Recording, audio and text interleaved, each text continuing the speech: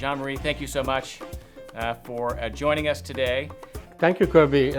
It's great to be here with you. What's interesting about cigars is, in many ways, kind of like tailoring, it's a living history. There was a box of Cifuentes Estupendos, and it's the only box that exists that we know of. If anybody has got it, I mean, you're talking big money. And I bid, and there was an American gentleman, we call him the man from Chicago.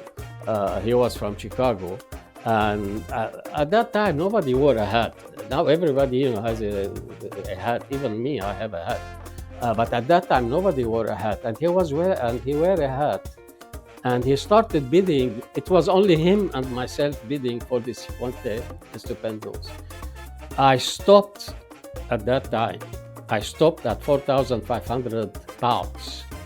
That was at that time 4,500 pounds. You buy a car. I don't know what you do.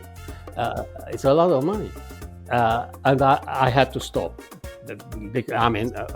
Where do you stop?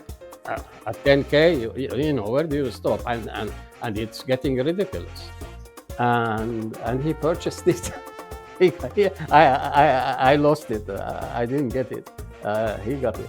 This notebook is made out of tobacco leaves that have been processed and turned into paper. They had an anniversario for Christopher Columbus. Do you know that? The 1492? This is the genuine McCoy. This is 1980.